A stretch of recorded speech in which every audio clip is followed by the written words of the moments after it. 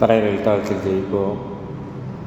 என் கண்மலையும் என் மீட்புறமாய கர்த்தாவே, என் வாயின் வார்த்தைகளும் எங்கள் யாருடைய இதயத்தின் தியானம் உடைய சமூகத்தில் பிரிதியாக இருப்பதாக. ஆமென். நாளின் மாலை ஆராதனைக்கு வந்திருக்கிற உங்கள் யாவரையும் இயேசு கிறிஸ்துவின் இனி நாமத்தில் வாழ்த்தி வரவேற்கிறேன். இந்த நாள் நம்முடைய தென்னிந்திய திருச்சபையின் அட்டவணைப்படி திருத்துவ ஞாயிறாக கொண்டாடப்படுகிறது. திருத்துவ ஞாயிறு என்றால் திரியேக தேவனை குறித்து நாம் சிந்திக்க அழைக்கப்பட்ட நாள். இந்த நாளுக்கான தலைப்பு ட்ரினிட்டி கம்யூனிட்டி ஆஃப் லவ். திருத்துவம் என்பது அன்பின் சமூகம். திரியேக தேவன் என்றால் பிதா, குமாரன், பரிசுத்தாவி என்று நாம் சொல்கிறோம். அப்படியானா கடவுள் நமக்கு 3 பேரா? கடவுள் ஒருவரா 3 பேரா? உபாகமம் 6:4 இவ்வாறு வாசிக்கிறோம்: இஸ்ரவேலே கேள், நம்முடைய தேவனாய கர்த்தர் ஒருவரே கர்த்தர். தேவனாய கர்த்தர் ஒருவர் தான் நம்முடைய தேவனாய கர்த்தர். அப்படியானால் பிதா, குமாரன், பரிசுத்தாவி என்று நாம் கூறுகிறோமே, அது சரியா? 1 கொரிந்தியர் 8:4 இவ்வாறு வாசிக்கிறோம்: விக்கிரகங்களுக்கு படைக்கப்பட்டவைகளை புசிக்கிற விஷயத்தை பற்றி உலகத்திலே விக்கிரமானது ஒன்றுமில்லை என்றும் ஒருவரே அன்றி வேறொரு தேவன் இல்லை என்றும் அறிந்திருக்கிறோம். ஒருவரே அன்றி வேறொரு தேவன் இல்லை. இந்த உலகத்திலே விக்கிரகம் என்பது ஒன்றுமில்லை, ஆனால் தேவன் ஒருவரே அன்றி வேறொரு தேவன் இந்த உலகத்திலே இல்லை என்று நாம் அறிந்திருக்கிறோம். கலாத்தியர் 3:20 மத்தியஸ்தன் ஒருவனுக்குரியவன் அல்ல, தேவனோ ஒருவர் என்று வாசிக்கிறோம். 1 தீமோத்தேயு 2:5 தேவன் ஒருவரே, தேவனுக்கும் மனுஷருக்கும் மத்தியஸ்தரும் ஒருவரே என்று வாசிக்கிறோம். தேவன் ஒருவர் என்றால் மூவர் எங்கிருந்து வந்தனர்? மூவர் எப்பொழுதிருந்து இருக்கின்றார்கள்? ஆதியாகமம் 1:1 ஆதியிலே தேவன் வானத்தையும் பூமியையும் சிருஷ்டித்தார் என்று வாசிக்கிறோம். எபிரேய பாஷையிலே தேவன் என்பது ஏலோகிம் என்ற எபிரேய வார்த்தை பயன்படுத்தப்பட்டுள்ளது. ஏலோகிம் என்றால் அது 2க்கு மேற்பட்டவர்களை குறிக்கக்கூடிய வார்த்தையாகும். இதை உறுதிப்படுத்தும் வண்ணமாக ஆதியாகமம் 1:26 பின்பு தேவன் நமது சாயலாகவும் நமது ரூபத்தின்படியையும் மனுஷனை உண்டாக்குவோமாக என்று நாம் வாசிக்கிறோம். நமது சாயல், நமது ரூபம், இங்கே பன்மைத்தன்மை குறிக்கப்பட்டுள்ளது. ஆதியாகமம் 3:22 பின்பு தேவனாய கர்த்தர் இதோ மனுஷன் நன்மை தீமை அறியத்தக்கவனாய் நம்மில் ஒருவரைப் போல் ஆனான் என்று கூறப்பட்டுள்ளது. இதில் கூட நம்மில் ஒருவரைப் போல, இது இங்கேயும் புளூரல் பயன்படுத்தப்பட்டுள்ளது. மாத்திரமல்ல, ஆதியாகமம் 11 இஸ்ரவேலர் அனைவரும் சிதறி போகாதபடிக்கு ஓரிடத்திலே வாசம் பண்ணுவதற்காக வானளாவிய கோபுரத்தை கட்டுவதற்காக அவர்கள் திட்டமிட்ட பொழுது தேவனாய கர்த்தர் அங்கே இறங்கி வருகிறார். அதில் இவ்வாறு சொல்லப்படுகிறது: நாம் இறங்கி போய் ஒருவர் பேசுவதை மற்றொருவர் அறியாதபடிக்கு அங்கே அவர்கள் பாசையை தாறுமாறு ஆக்குவோம் என்றார். நாம் இறங்கி போய், அங்கேயும் கூட நான் இறங்கி போய் என்று கூறப்படவில்லை, நாம் இறங்கி போய் என்று கூறப்பட்டுள்ளது. ஏசாயா 6:8 பின்பு யாரை நான் அனுப்புவேன், யார் நமது காரியமாய் போவான் என்று உரைக்கிற ஆண்டவருடைய சத்தத்தை கேட்டேன். யார் நமது காரியமாய் போவான்? இங்கும் கூட ஒருவரை குறிக்கல, பன்முகத்தன்மையை குறிக்கிறது. இந்த நாளில் கொடுக்கப்பட்டுள்ள தலைப்பானது இந்த திரித்துவ தேவன் அன்பின் சமூகமாக இருக்கிறார், அன்புள்ளவராக இருக்கிறார். அவர் என்ன சொல்கிறார் என்றால், யோவான் 17:22 நாம் ஒன்றாக இருக்கிறது போல அவர்களும் ஒன்றாக இருக்கும்படி நீர் எனக்கு தந்த மகிமையை நான் அவர்களுக்கு கொடுத்தேன் என்று வாசிக்கிறோம். நாம் ஒன்றாக இருக்கிறது போல, திரித்துவ தேவன் ஒன்றாக இருக்கிறது போல அவர்களும், அவர்கள் என்றால் நாமும் ஒன்றாக இருக்கும்படி, நாம் ஒன்றாக இருக்க வேண்டும் என்றால் அங்கே நம்முடைய ஐக்கியம் காணப்பட வேண்டும். இந்த ஐக்கியம் நமக்கிலே காணப்படுவதற்காக நீர் எனக்கு தந்த மகிமையை நான் அவர்களுக்கு கொடுத்தேன் என்று வாசிக்கிறோம். 2 கொரிந்தியர் வாசிக்க கேட்ட 2 கொரிந்தியரிலே 13:14 கர்த்தராகிய இயேசு கிறிஸ்துவினுடைய கிருபையும் பிதாவாகிய தேவனுடைய அன்பும் பரிசுத்தனுடைய ஐக்கியமும் உங்கள் அனைவரோடும் கூட இருப்பதாக என்று கூறப்பட்டுள்ளது. இதில் மூவரை பற்றியும் கொடுக்கப்பட்டுள்ளது. திரித்துவமான பிதா, குமாரன், பரிசுத்த மூன்று பேரிடம் காணப்படுகிற ஒரு பொதுவான குணத்தை குறித்து நாம் இந்த நாளிலே சிந்திக்க இருக்கிறோம். ஏனென்றால் அன்பின் சமூகம் என்ற தலைப்பிலே நாம் சிந்திக்க இருக்கிறோம். 1 யோவான் 4:9 வாசிப்போம். 1 யோவான் 4:9.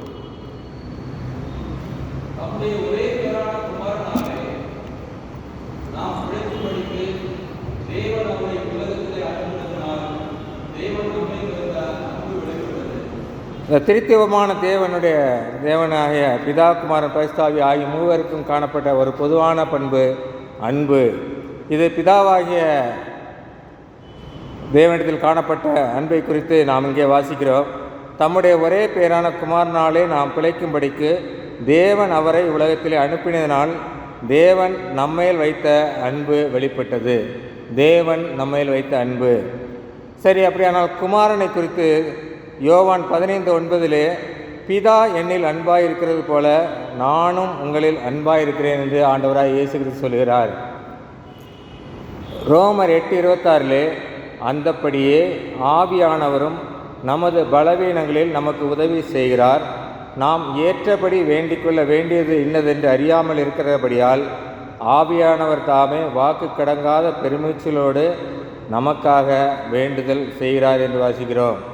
பிதாவாகிய தேவன் நாம் பிழைக்கும்படிக்கு தேவகுமாரனை இவ்வுலகத்திற்கு அனுப்பி அவர் நம்மேல் வைத்த அன்பை வெளிப்படுத்தினார். குமாரனாய கிறிஸ்து பிதா என்னில் அன்பாயிருக்கிற போல நானும் உங்களில் அன்பாயிருக்கிறேன் என்று சொன்னார். ஆவியானவர் நாம் வேண்டிக் கொள்வதை நாம் அறியாமல் இருக்கிறபடியால் நமக்காக நம்மேல் வைத்த அன்பினாலே நமக்காக வேண்டுதல் செய்கிறவராக இருக்கிறார். இந்த திரித்துவத்தின் குணாதிசயம் அன்பு. இந்த அன்பு என்றால் என்ன? கலாத்தியர் 5:22 வாசிக்கிறோம். ஆவியின் கனியோ அன்பு, சந்தோஷம், சமாதானம் என்று வாசிக்கிறோம். ஆவியின் கனி 1 9. அடுத்த கேள்வி, ஆவியின் கனி 1 9 என்னென்ன? 9. கலாத்தியர் 5:19 மாம்சத்தின் கிரியைகள் என்று சொல்லப்பட்டிருக்கிறது. இதில் ஆவியின் கனிகள் என்று சொல்லப்படவில்லை. அப்படியானா இது ஆவியின் கனி அன்பு. இந்த ஆவியின் கனி அன்பு இருந்தால் மீதமுள்ள 8 குணாதிசயங்களும் தானாக வந்துவிடும் என்பதுதான் இதில் கொடுக்கப்பட்டுள்ளது. 5:19 மாம்சத்தின் கிரியைகள் என்று சொல்லி அனைத்து மாம்சத்தின் கிரியைகளையும் எழுதின ஆண்டவர் ஆவியின் கனியை அன்பு என்று சொல்லி அதன் பின்பு ஆவியின் கனிகள் மீதமுள்ள எல்லாவற்றையும் குறிப்பிடுகிறார். அந்த மாத்திரமல்ல, 1 கொரிந்தியர் 13 அதிகாரம் முழுவதும் அன்பை பற்றியே கூறப்பட்டுள்ளது. 1 கொரிந்தியர் 13:13 இவ்வாறு வாசிக்கிறோம். இப்பொழுது விசுவாசம், நம்பிக்கை, அன்பு இம்மூன்றும் நிலைத்திருக்கிறது, இவைகளில் அன்பே பெரியது. அப்படியானால் இந்த உலகத்திலே காணப்படுகிற அனைத்து குணங்களிலும் அன்பு மிக பெரியது என்று வேதத்தின் புறம் நாம் அறிந்திருக்கிறோம். பிதாவாகிய தேவன், குமாரனாய கிறிஸ்து, பரிசுத்தாவியாகிய மூவரும் நம்மில் அன்பாயிருக்கிறார்கள். அப்படியானால் நாம் என்ன செய்ய வேண்டும்? ஆண்டவர் நம்மீது, திரியேக தேவன் நம்மீது அன்பாயிருக்கிறார். நாம் என்ன செய்ய வேண்டும்? அன்பின் சமூகம் என்று தலைப்பிலே நாம் என்ன செய்ய வேண்டும் என்று சிந்தித்தோம் என்றால், மத்தேயு 22 அதிகாரம் 37 முதல் 39 வரை உள்ள வசனங்களிலே 35ஆம் வசனத்திலே நியாயஸ்த ஸ்திரீ ஒருவன் ஆண்டவரிடத்தில் ஒரு கேள்வியை கேட்கிறான். நான் கைக்கொள்ள வேண்டிய பிரதான கற்பனை என்ன என்று. ஆண்டவர் இயேசு அவனை நோக்கி, உன் தேவனாய கர்த்தரிடத்தில் உன் முழு இருதயத்தோடும் உன் முழு ஆத்மாவோடும் உன் முழு மனதோடும் அன்பு கூறுவாயாக. இது முதலாம் பிரதான கற்பனை. இதற்கு ஒப்பாயிருக்கிற 2ஆம் கற்பனை என்னவென்றால், உன்னிடத்தில் நீ அன்பு கூறுவது போல பிறனிடத்தில் அன்பு கூறுவாயாக என்பதே. முதலாவது கற்பனை, பிரதான கற்பனை, உன் தேவனாய கர்த்தரிடத்தில் முழு இருதயத்தோடு அன்பு கூற வேண்டும், உன் முழு ஆத்மாவோடு அன்பு கூற வேண்டும், உன் முழு மனதோடு அன்பு கூற வேண்டும். இதற்கு ஒப்பாயிருக்கிற இரண்டாம் கற்பனை, உன்னிடத்தில் அன்பு கூறுவது போல பிறனிடத்தில் அன்பு கூறுவாயாக என்பது. நாம் கிறிஸ்துவத்தின் அடையாளமாக வைக்கப்பட்டுள்ள சிலுவையின் படத்தை பார்த்தோம் என்றால் அதில் 2 கோடுகள் காணப்படுகிறது. ஒன்று வெர்டிகல் லைன், இன்னொன்று ஹரிசாண்டல் லைன். வெர்டிகல் லைன் நீளமாக காணப்படும். தரையிலிருந்து பூமியிலிருந்து வானத்தை நோக்கி ஏறெடுக்கக்கூடிய பிதாவினிடத்தில் காணப்படக்கூடிய அன்பை குறிப்பதாக அதை வைத்துக் கொள்ள வேண்டும் என்றால், இன்னொரு லைன் ஹரிசாண்டலாக இருக்கக்கூடியது நம்முடைய சக நண்பர்களோடு சக மனிதர்களோடு அன்பாக இருக்க வேண்டும் என்பதை குறிக்கிறது.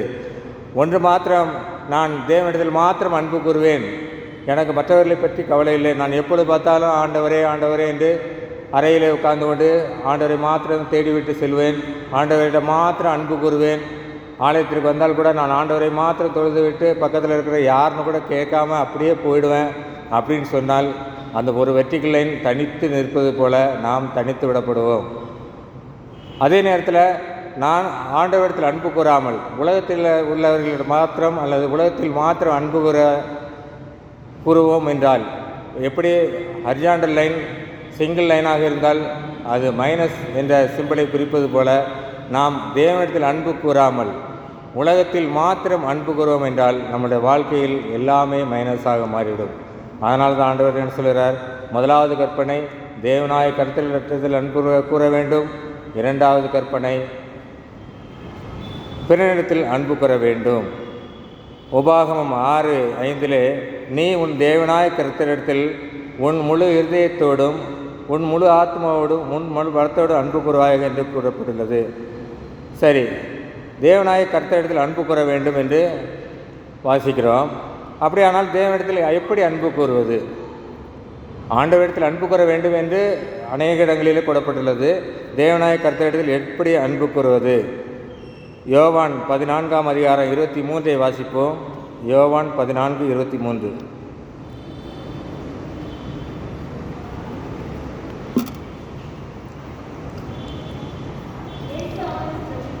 இயேசு அவனுக்கு பிரயோத்திரமாக, ஒருவன் என்னில் அன்பாயிருந்தால் அவன் என் வசனத்தை கைக்கொள்ளுவான்.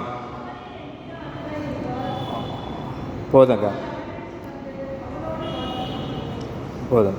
இயேசு அவனுக்கு பிரயோத்திரமாக, ஒருவன் என்னில் அன்பாயிருந்தால் அவன் என் வசனத்தை கைக்கொள்ளுவான். நாம் தேவனிடத்தில் அன்பாயிருந்தால் அவருடைய வசனத்தை கைக்கொள்ளுவோம். வசனத்தை கைக்கொள்ள வேண்டுமென்றால் முதலாவதாக வசனம் தெரிந்திருக்க வேண்டும். வசனத்தை நாம் எங்கிருந்து பெற்றுக்கொள்கிறோம்? ஆண்டவர் கொடுத்த வேதாகமத்திலிருந்து தெரிந்து கொள்கிறோம், படித்துக்கொள்கிறோம். நிறைய பேர் நம்ம கேட்குறோம், இன்றைக்கி பைபிள் படித்தா, இல்லைன்னா என்ன கேட்குறோம், பைபிள் வாசித்தீங்களா, அப்படி தானே கேட்குறோம். இது சரியா? உபாகமம் 5:1 மோசே இஸ்ரவேலர் எல்லோரையும் அழைப்பித்து அவர்களை நோக்கி, இஸ்ரவேலரே, நான் இன்று உங்கள் காதில் கேட்க சொல்லும் கட்டளைகளையும் நியாயங்களையும் கேளுங்கள், நீங்கள் அவைகளின்படியே செய்யும்படிக்கு அவைகளை கற்றுக்கொள்ள கடவீர்கள் என்று கூறப்பட்டுள்ளது. நீங்கள் அவைகளை வாசித்து கொள்ள கடவீர்கள் அல்லது படித்து கொள்ள கடவீர்கள் என்று சொல்லப்படவில்லை. சரி, வாசிக்கிறதுக்கும் இல்லை படிக்கிறதுக்கும் கற்றுக்கொள்வதற்கும் என்ன வித்தியாசம்? பள்ளியில் நான் ஸ்கூலுக்கு போகிறேன்னா இங்கே என்ன பண்ணுறோம்? ஸ்கூலுக்கு படிக்கிறதுக்கு அனுப்புகிறோம். ஸ்கூலில் படிக்க போகிறவங்களுக்கு எவ்வளோ மார்க் எடுத்தால் பாஸு? 35-40, 35 மார்க் அல்லது 40 மார்க் எடுத்தால் பாஸ். ஆனால் ஒரு சில காரியங்களை நாம் கற்றுக்கொள்கிறோம் என்று சொல்கிறோம். டிரைவிங் கற்றுக்க போகிறோம்னு சொல்கிறோம், நீச்சல் கற்றுக்க போகிறோம்னு சொல்கிறோம், இல்லை டிரைவிங் கற்றுக்க போகிறோம். அதில் கூட நான் என்ன பண்ணுறேன், நான் டிரைவிங் படிக்க போகிறேன், எனக்கு ஒரு 35% இல்லை 40% நான் படித்தா போதும். உதாரணத்துக்கு நான் வண்டி ஓட்ட கற்றுக்கிறேன், பிரேக் பிடிக்கிற மட்டும் நான் கற்றுக்கல, அதெல்லாம் சாய்ஸில் விட்டுறேன் அப்படின்னு சொன்ன விட்டால் என்ன ஆகும்? மிகப்பெரிய இழப்புகள் ஏற்படும். ஒரு சில விஷயங்களை நாம் கற்றுக்கொள்கிறோம், டிரைவிங் கற்றுக்கிறோம், நீச்சல் கற்றுக்கிறோம். ஆனால் பள்ளியில் படிக்கும்போது சாய்ஸஸ் தான் இருக்கார். அதே போல் தான் ஆண்டவர் இங்கே என்ன சொல்கிறார், வேதத்தை நாம் வாசிக்கக்கூடாது, கற்றுக்கொள்ள வேண்டும் என்று சொல்லுகிறார். யோவான் 14:21 என் கற்பனைகளை பெற்றுக்கொண்டு அவைகளை கை கொள்ளுகிறவனே என்னிடத்தில் அன்பாயிருக்கிறான். நாம் அதை கற்றுக்கொள்வது மாத்திரமல்ல, அதை கை கொள்ளுகிறவர்களாய் இருந்தால் மாத்திரம்தான் அவரிடத்தில் அன்பாய் இருக்கிறார் என்று வாசிக்கிறோம். வேதத்தை நாம் கற்றுக்கொள்வது மாத்திரமல்ல, அதன்படி செய்கிறவர்களாய் அவைகளை கை கொள்ளுகிறவர்களாய் இருக்க வேண்டும். வேத வசனத்தின் மேல் நாம் கற்றுக்கொள்ள வேண்டும் என்றால் அதன் மீது வாஞ்சை இருக்க வேண்டும். நாம் ஒரு பொருளை வாங்க வேண்டும் என்றால் முதலாவதாக அதன் மீது ஒரு வாஞ்சை இருக்க வேண்டும். அது எனக்கு தேவை என்ற வாஞ்சை இருந்தால் மாத்திரம்தான் அதை நாம் செய்ய முடியும். 1 பேதுரு 2:3 நீங்கள் வளரும்படி புதிதாய் பிறந்த குழந்தைகளைப் போல திருவசனமாகிய களங்கமில்லாத ஞானப்பாலின் மேல் வாஞ்சையாயிருங்கள் என்று வாசிக்கிறோம். வசனத்தின் மீது வாஞ்சை இருந்தால் மாத்திரமே அதை நாம் படிப்பதற்கு அல்லது கற்றுக்கொள்வதற்கு நமக்கு உள்ளத்தில் ஏவப்படும். மாத்திரமல்ல, சங்கீதம் 1:2 கர்த்தருடைய வேதத்தில் பிரியமாயிருந்து இரவும் பகலும் அவருடைய வேதத்தில் தியானமாக இருக்கிற மனுஷன் பாக்கியவான். வாஞ்சையாக இருந்து அதை ஆண்டவருடைய வசனத்தை வாசிப்பது மாத்திரமல்ல, அதை தியானிக்கிறவர்களாக இருக்க வேண்டும். வாசித்ததோடு முடித்துவிட்டு மூடி வைத்து விடுவதில்லை, அதை தியானிக்கிறவர்கள் மனுஷன் பாக்கியவானாய் என்று கூறப்பட்டுள்ளது. மாத்திரமல்ல, யோசுவா 1:8 அது உன் வாயை விட்டு பிரியாதிருப்பதாக என்று கூறப்பட்டுள்ளது. வேத வசனம் நம்முடைய வாஞ்சியாக இருக்க வேண்டும், அதன் மேல் பிரியமாயிருக்க வேண்டும், அதை தியானிக்க வேண்டும். மாத்திரமல்ல, அது எப்பொழுதும் நம் வாயை விட்டு பிரியாமல் இருக்க வேண்டும். சரி, ஏன் இந்த வேதத்தை நாம் கற்றுக்கொள்ள வேண்டும்? ஏனென்றால் வேதத்தை கேளாதபடிக்கு பஞ்சகாலம் வரும் என்று ஆண்டவர் சொல்லுகிறார். ஆமோஸ் 8:11 வாசிப்போம். ஆமோஸ் 8:11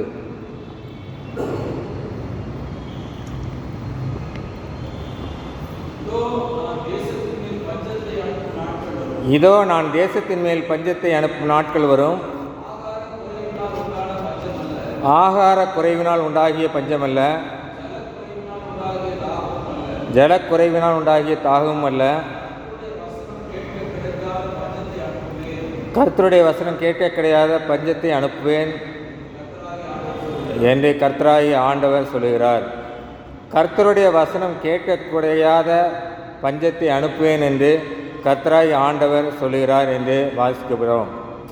இப்பொழுது வசன பஞ்சம் இருக்கிறதா? இல்லை என்று அநேகர் சொல்லுவோம். ஆனால் இப்பொழுது கூட வசன பஞ்சம் இருக்கிறது. எப்படிப்பட்ட வசன பஞ்சம் இருக்கிறது? கண்டிப்பான உபதேசத்தை சொல்லக்கூடிய உபதேசம் கிடைக்கப்படுவதில்லை. மக்களை நல்வழிப்படுத்தக்கூடிய, நம்மைக்கு நல்ல ஆலோசனைகளை கொடுக்கக்கூடிய வேத வசனங்கள் நமக்கு கிடையாத காலமாக இருக்கிறது. நமக்கு தேவன் பட்சிக்கிற அக்னியாக இருக்கிறார் என்ற வேத வசனம் எங்குமே போதிக்கப்படுவதே இல்லை. கண்டிப்பான உணர்த்தக்கூடிய வேத வசனங்கள் நமக்கு கிடைக்காத பஞ்சகாலம் இப்பொழுதே இருக்கிறது. அநேக ஆசீர்வாதமான செய்திகள் தான் எல்லா இடத்திலும் காணப்படுகிறது.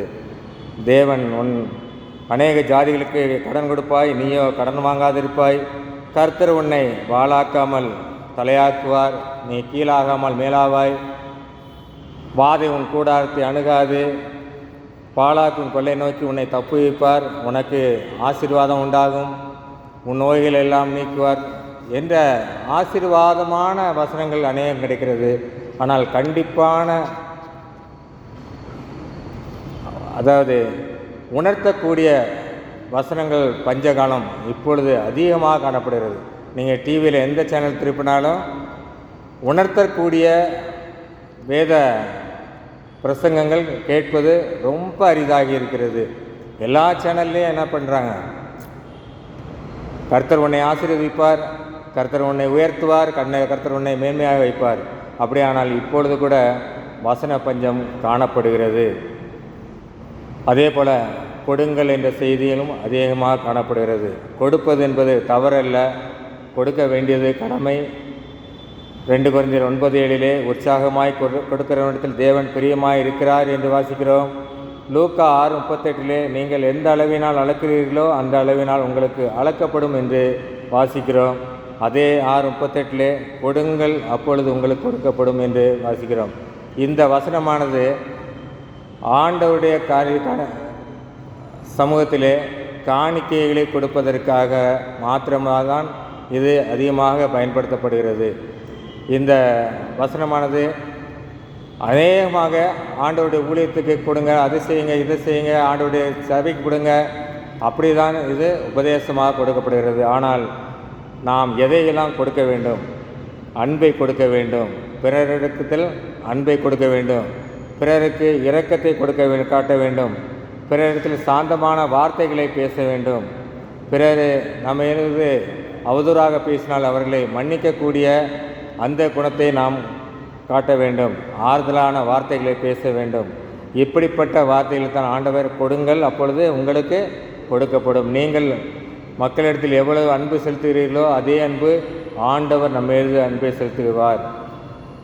1 யோவான் 3:18 என் பிள்ளைகளே, வசனத்தினாலும் நாவினாலும் அல்ல, கிரியையினாலும் உண்மையினாலும் அன்பு கூற கடவோம் என்று வாசிக்கிறோம். நம்முடைய வசனத்தினால் நாவினால் மாத்திரமல்ல, நாம் நாவினால் சொல்வது மாத்திரமல்ல, நம்முடைய கிரியையினால் உண்மையினாலும் அன்பு கூற வேண்டும் என்று ஆண்டவர் சொல்கிறார். தேவன் சொன்னதை கிரியை மூலம் நாம் செய்கிறவர்களாய் காணப்பட வேண்டும். யோவான் 21:15 முதல் 17 வசனங்களிலே யோவான் பேதுருவை பார்த்து கேட்கிறார், நீ என்னிடத்தில் அன்பாயிருக்கிறாயா? ஆம், அன்பாயிருக்கிறேன், என் ஆட்டுக்குட்டிகளை மேய்ப்பாயாக. 2ஆம் தரம் கேட்கிறார், நீ இடத்தில் அன்பாயிருக்கிறாயா? மீண்டுமாக ஆண்டவர் சொல்கிறார், நீ என் ஆடுகளை மேய்ப்பாயாக. 3ஆவது தரம் கேட்கும்போது, நீ என்னை நேசிக்கிறாயா என்று கேட்கிறார். அன்பாயிருக்கிறாயா, நேசிக்கிறாயா என்றுக்கும் உள்ள வித்தியாசம் என்னவென்றால், அன்பு என்பது நாம் அனைவரிடமும் காட்டுவது, நேசம் என்பது நம் இரத்த சம்பந்தமான ஒருவரிடம் காட்டுவது. ஆண்டவர் நாம் மற்றவர்களிடம் அன்பு பாராட்டுவதை எதிர்பார்க்கவில்லை, நேசத்தை காட்ட வேண்டும் என்று எதிர்பார்க்கிறார். நம்முடைய இரத்த சம்பந்தமான உறவுகளைப் போல மற்றவர்களை நேசிக்க வேண்டும் என்பதை ஆண்டவர் இந்த வசனத்தின் மூலமாக உணர்த்துகிறார். மாத்திரம் அதை நாம் இந்த நேசத்தை, அன்பை நாம் எப்படி வெளிப்படுத்த வேண்டும் என்றால், நாம் ஆண்டவரிடத்தில் அன்பை பெற்ற நாம், ஆண்டவருடைய ரட்சிப்புகளாய் வந்திருக்கிற நாம், மற்றவர்களையும் ஆண்டவருடைய சந்நிதிக்கு முன்னாக வழிநடத்த வேண்டும் என்று ஆண்டவர் விரும்புகிறார். மத்தேயு 28:19 ஆகையால் நீங்கள் புறப்பட்டு போய் சகல ஜாதிகளையும் சீசராக்கி பிதா குமாரன் பரிசுத்தாவின் நாமத்தினாலே அவர்களுக்கு ஞானஸ்நானம் கொடுங்கள் என்று வாசிக்கிறோம். மற்றவர்களை சீசராக்க வேண்டும் என்றால் மற்றவர்களுக்கு போயிட்டு வெறும் ஞானஸ்நானம் கொடுத்து உள்ளே கூட்டு வரதில்லை. அவர்களுக்கு இயேசுவின் அன்பை பற்றி சொல்ல வேண்டும். அவர்களுக்கு இயேசுவின் நல்ல காரியங்களை குறித்து சொல்ல வேண்டும். அவர்களிடம் ஆறுதலான வார்த்தைகளை பேச வேண்டும். இயேசு எப்படி சீசராக்க வேண்டும், எவ்வளோ பேர் இருந்தால் அந்த இடத்துல போய் உபதேசம் பண்ண வேண்டும் என்று ஆண்டவர் ஒரு மாதிரியை காண்பித்திருக்கிறார். மத்தேயு 5:1 முதல் 20 வரை உள்ள வசனத்திலே ஆண்டவர் பிசாசு பிடித்திருந்த ஒரு மனுஷனை தேடி போகிறார். பின்பு அவர்கள் 5:1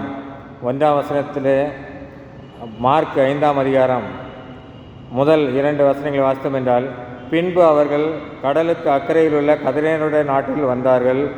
அவர் படவிலிருந்து இறங்கினவுடனே அசுத்தாவியில் ஒரு மனுஷன் பிரேத கல்லிலிருந்து அவருக்கு எதிராக வந்தான். ஒரு மனுஷனை தேடி, ஒரு மனிதன் பிசாசின் கட்டிலே அகப்பட்டிருந்த ஒரு மனிதனை தேடி ஆண்டவர் கடல் கடந்து செல்கிறார். அந்த தேடி சென்று அவனுக்கு பரிபூர்ண சுகத்தை கொடுக்கிறார். அந்த பரிபூர்ண சுகத்தை கொடுக்கும் பொழுது அவனிடத்திலிருந்த உள்ள பிசாசுகள் எங்களை விரட்ட வேண்டாம் என்று கேட்டுக்கொள்கிறது. ஆனால் ஆண்டவர் அவனை விட்டு புறப்பட்டு போ என்று சொன்ன உடனே எங்களுக்கு அந்த பன்றி கூட்டத்திலேயாவது செல்வதற்கு அனுமதி கொடுங்கள் என்று ஆண்டவரிடம் கேட்டபொழுது அவர் அதில் அனுமதி கொடுத்தார். அந்த பன்றிகள் அனைத்தும் கடலில் அமிழ்ந்து மாண்டு போனது. ஒரு மனிதனை ஆண்டவர்களாய் வழிநடத்தும் போது அங்கே இழப்புகள் வருவது சகஜம். நாம் ஒருவேளை ஒரு நண்பரை, ஒரு சக மனிதரை ஆண்டவர்களை வழிநடத்தும் போது நமக்கும் சில இழப்புகள் ஏற்படலாம். என்னென்ன இழப்புகள் ஏற்படும்? பொருளாதார இழப்புகள் நேரிடும். பொருளாதார இழப்பு என்றால் ஒரு மனிதனை போய் அல்லது ஒரு ஆஸ்தியில் சுகவீனமாக இருக்கிறவரை போய் பார்க்க வேண்டும் என்றால் ஒருவேளை நாம் வண்டி எடுத்துகிட்டு போக வேண்டியது இருக்கும், பெட்ரோல் செலவாகும். இல்லை அவர் ரொம்ப முடியாதவராக இருந்தால் அவருக்கு ஏதாவது நம்ம ஒரு பழங்கள் வாங்கிட்டு போக வேண்டியது இருக்கலாம். அப்படியானால் பொருளாதார இழப்புகள் நமக்கு காணப்படும், நேரம் இழப்பு காணப்படும். நாம் அதுக்காக 1 மணி நேரம் 1/2 மணி நேரம் டைம் ஸ்பெண்ட் பண்ணி போக வேண்டியது இருக்கும். மாத்திரமல்ல, நம்மளுடைய சரீர உழைப்பை நாம் வெளிப்படுத்த வேண்டியது இருக்கும். வீட்டில் படுத்திருந்து ரெஸ்ட் எடுக்காமல் நம்மளுடைய சரீர உழைப்பை பயன்படுத்தி போய் அவர்களை குறித்து விசாரிக்க வேண்டியது இருக்கும். ஆண்டவரை பற்றி அறியாத மக்களுக்கு நாம் ஆண்டவரை பற்றி சொல்ல வேண்டும் என்றால் போய் அவர்கள் அருகிலே உட்கார்ந்து அமைதியாக உட்கார்ந்து நாம் சொல்லும்போது மேபி அது 1/2 மணி நேரமாகலாம், 1 மணி நேரமாகலாம். நம்முடைய நேரம் அங்கே இழப்பு ஏற்படலாம். இதையெல்லாம் இந்த இழப்புகளெல்லாம் இருந்தால் நாம் அதையெல்லாம் செய்தால் மாத்திரம்தான் ஒரு மனிதனை ஆண்டவருக்குள்ளாய் வழிநடத்த முடியும். அந்த பண்டிகைகள் எப்படி அமிழ்ந்து போனதோ அதே போல் நம்முடைய வாழ்க்கையிலும் ஒரு சில இழப்புகளை நாம் தாங்கி கொண்டால்தான் அந்த பிசாசு பிடித்திருந்த மனிதன் விடுதலையானது போல அநேக ஜனங்களை நாம் ஆண்டவருக்குள்ளாய் விடுதலையை கொண்டு வர முடியும். மாத்திரமல்ல, மார்க் 5:18 பிசாசு பிடித்திருந்தான் அவரோடே கூட இருக்கும்படி தனக்கு உத்தரவு கொடுக்க அவரை வேண்டிக் கொண்டான். அந்த பிசாசு பிடித்திருந்த மனிதன் விடுதலையான பின்பு ஆண்டவரோடு கூட நான் இருக்கிறேன் அப்படின்னு சொன்னபோது ஆண்டவர் அவனுக்கு அனுமதி கொடுக்கவில்லை. ஆனால் அநேக இடங்களிலே சீடர்களை அழைக்கும் போது என்ன சொல்கிறார், நீ என் கூட வாருங்கள், என் பின்னே வாருங்கள், உங்களை மனுஷனை பிடிக்கிறவர்களாக்குவேன் என்று சொன்ன அதே ஆண்டவர் இங்கே அவனை என்னை பின்தொடர்ந்து வர வேண்டாம் என்று சொல்கிறார். ஏன் இந்த வித்தியாசம்? அந்த நாட்டிற்கு, அதாவது அந்த பிசாசு பிடித்திருந்த மனிதன் இருந்த கிராமத்து மக்கள் என்ன சொல்கிறாங்க, ஆண்டவர் அந்த 5:17 அப்பொழுது தங்கள் எல்லைகளை விட்டு போகும்படி அவரை வேண்டிக் கொள்ள தொடங்கினார்கள். அந்த ஊர் ஜனங்கள் ஆண்டவரை அந்த எல்லையை விட்டு வெளியேறும்படி கேட்டுக்கொண்டார்கள். அப்படியானால் அந்த கிராமத்திற்கு ஊழியம் செய்வது யார்? ஒருவேளை வெளியிலிருந்து ஒருவேளை ஊழியர்கள் உள்ளே செல்ல முடியாது, ஆண்டவரே உள்ளே அலோவ் பண்ணல. ஆனால் அதே ஊரை சேர்ந்த அவன் அந்த ஊருக்குள்ளாய் சென்று ஆண்டவரை பற்றி சொல்லலாம். அதனால தான் ஆண்டவர் என்ன சொல்கிறார், நீ உன் கிராமத்திற்கு போய் என்று அனுப்புகிறார். அவன் போய் என்ன பண்ணுறான், தேவன் அவருக்கு செய்த எல்லாவற்றையும் குறித்து அங்கே விவரித்து சொல்லுகிறான். இன்று கூட அநேக இடங்களிலே ஊழியர்கள் செல்ல முடியாத இடங்கள் உண்டு. நாம் பணி செய்கிற இடங்களிலே வெளியிலிருந்து யாரையும் அழைத்து செல்ல முடியாது. அல்லது நம்மளுடைய தெருக்களிலே நம்மளுடைய வீட்டு அருகாமையிலே மற்றவர்களை கொண்டு வந்து நாம் மீட்டிங் மாதிரி நடத்த முடியாது. ஆனால் நம்மால் செய்ய முடியும் என்பதை ஆண்டவர் விரும்புகிறார். இது அனைத்துமே நம்மிடம் கொடுக்கப்பட்டுள்ளது. இப்படிப்பட்ட ஊழியங்களை செய்யும்படி தேவன் நம்மை உயர்த்தி வைத்திருக்கிறார். ஆண்டவர் நம்மை என்ன பண்ணுகிறார், நமக்கு தேவையான பொருளாதார தேவைகள், நமக்கு நேரங்கள் எல்லாவற்றையும் ஆண்டவர் நமக்கு அதிகமாக கொடுத்து வைத்திருக்கிறார். ஏனென்றால் ஆண்டவர் மீது அன்பு கொண்ட நாம், ஆண்டவர் மீது அன்பு கொண்ட நாம் மற்றவர்களை ஆண்டவருடைய அன்பை தரிசிக்க, அன்பை ருசி பார்க்க அவர்களை அழைத்து வர வேண்டும் என்று ஆண்டவர் விரும்புகிறார். எஸ்தர் 4:14 இப்படி வாசிக்கிறோம், நீ இப்படிப்பட்ட காலத்திற்கு உதவியாக இருக்கும்படி உனக்கு ராஜ மேன்மை கிடைத்திருக்கலாமே, யாருக்கு தெரியும் என்று மொர்தெகாய் எஸ்தருக்கு சொல்ல சொன்னான். யூத ஜனங்களை அழிக்க அங்கே உத்தரவு பிறப்பிக்கப்பட்ட பொழுது மொர்தெகாய் எஸ்தரிடம் சொல்லுகிறான், நீ இப்படிப்பட்ட காலத்திற்கு உதவியாக இருக்கும்படி உனக்கு ராஜ மேன்மை கிடைத்திருக்கலாமே யாருக்கு தெரியும் என்று அங்கே சொல்லுகிறான். ஒருவேளை நமக்கு கொடுக்கப்பட்டுள்ள நல்ல தாளந்துகள், பாடக்கூடிய தாளந்துகள், பேசக்கூடிய திறமைகள், வேதத்தை வசனங்களை விளக்கமாய் சொல்லக்கூடிய தாளந்துகள், நேரங்கள், நம்முடைய காணப்படுகிற பொருளாதார அமைப்புகள் அனைத்தும் ஒருவேளை ஆண்டவருடைய ராஜ்யத்தை கட்டப்படுவதற்கு உதவியாக இருக்கும்படி நமக்கு கொடுக்கப்பட்டிருக்கலாம். இந்த வாழ்வை நாம் ஆண்டவருடைய ஊழியத்தை செய்வதற்காக நாம் பயன்படுத்த வேண்டும். ஊழியத்தை எப்படிலாம் செய்ய வேண்டும்? பொருளாதாரத்தினால் தாங்கலாம். அல்லது என்னிடம் பொருளாதாரம் கம்மியாக இருக்கிறது, என்னால் அவ்வளோ செலவு செய்து நான் ஊழியம் செய்ய முடியாது என்றால் நாம் ஜெபத்தினால் தாங்கலாம். அல்லது நம்மிடம் நேரம் அதிகமாக காணப்பட்டால் வீட்டில் சும்மா தான் இருக்கிற நேரத்தில் என்ன பண்ணலாம், மற்றவர்களை சந்தித்து அவரிடம் ஆறுதலான வார்த்தைகளை பேசலாம். திரியேக தேவன் நம்மேல் அன்பு கூறுவது போல பிதாவாகிய தேவன் குமாரனை கிறிஸ்து பரிசுத்தாவியானவர் நம்மீது அன்பு கூறுவது போல நாமும் அவரில் அன்பு கூற வேண்டும். அவருடைய வார்த்தைகளை பிரியமுடன் கற்றுக்கொள்ள வேண்டும். வார்த்தையின்படி கிரியை செய்ய வேண்டும். அதைத்தான் ஆண்டவர் எதிர்பார்க்கிறார். இந்த திருத்துவ ஞாயிறிலே ஆண்டவர் நம்மில் கேட்கக்கூடிய ஒரே கேள்வி, நாங்கள் உங்களில் அன்பாயிருப்பது போல நீங்கள் என்னிடத்தில் அன்பாயிருக்கிறீர்களா? நாம் எப்படி அன்பாயிருக்க வேண்டும் என்றால் 1 யோவான் 3:18 சொல்லப்பட்டது போல கிரியினாலும் உண்மையினாலும் அன்பு கூற வேண்டும். ஒருவேளை இந்த காலத்திலே மௌனமாயிருந்தால், எஸ்தர் 4:14 சொல்லப்பட்டது போல நீ இந்த காலத்திலே மௌனமாயிருந்தால் யூதருக்கு சகாமும் ரட்சிப்பும் வேறொரு இடத்திலிருந்து உண்டாகும். அப்பொழுது நீயும் உன் வீட்ட குடும்பத்தாரும் அழிவீர்கள் என்று கூறப்பட்டுள்ளது. ஒருவேளை நமக்கு கொடுக்கப்பட்டுள்ள இந்த வாய்ப்பு, நமக்கு கொடுக்கப்பட்டுள்ள இந்த தாளந்து, நம்ம மற்றவரிடம் காணப்பட வேண்டிய அன்பை நாம் காட்டாமற் போனால் ஒருவேளை தேவனுடைய அன்பு நம்மிடத்திலிருந்து எடுத்துப்பட போக வாய்ப்பு இருக்கிறது. எனவே இந்த திருத்துவ ஞாயிறிலே நாம் தேவனிடத்தில் இருப்பது மாத்திரமல்ல, நம்ம கூட இருக்கிற நம் அருகில் இருக்கிற பிறரிடத்திலும் அன்பாக இருக்க வேண்டும் என்று ஆண்டவர் விரும்புகிறார். அன்பின் சமூகத்தை ஆண்டவர் விரும்புகிறார். அப்படிப்பட்ட கிருபை தேவன் நம் அனைவருக்கும் தந்தருள்வாராக. ஜெபிப்போம். எங்களை அதிகமாய் நேசிக்கிற அன்பின் பரலோக பிதாவே, என் நன்றியோடு துதிக்கிற ஆண்டவரே, நீர் எங்களில் அன்பாயிருந்தது போல நாங்களும் உண்மையிலும் பிறரிடத்தில் அன்பாயிருக்க கர்த்தர் கிருபை செய்ய ஜெபிக்கிற ஆண்டவரே. அன்பின் பரிபூரணத்தை எங்களுக்கு காண்பியும், எங்களுக்கு தாரும் ஆண்டவரே. உம்முடைய அன்பின் சமூகத்திற்குள்ளாய் எங்களை ஒப்பு கொடுக்கிறோம். நாங்கள் மற்றவரிடத்தில் அன்பாயிருக்க, மற்றவரை ஆண்டவரே உம்முடைய அன்பிற்குள்ளாய் வழிநடத்த தேவையான ஞானத்தை எங்களுக்கு தரும்படியாக ஜெபிக்கிறோம் ஆண்டவரே. தேவையான நேரத்தை எங்களுக்கு கொடுக்கும்படியாக ஜெபிக்கிறோம். உம்முடைய கரத்திலே ஆண்டவரே எங்கள் அருகில் உள்ள, நாங்கள் பணி செய்கிற இடத்தில் உள்ள அன்பு சகோதரர்களை உம்முடைய கரத்தில் ஒப்புக்கொண்டு ஜெபிக்கிறோம். அவர்களும் உம்மை பற்றி அறிந்து கொண்டு உம்மிடலே அன்பை பெற்றுக்கொள்ள கர்த்தர் கிருபை செய்யும்படி ஜெபிக்கிறோம். இயேசுவின் மூலம் ஜெபிக்கிறோம். ஜீவனுள்ள பிதாவே,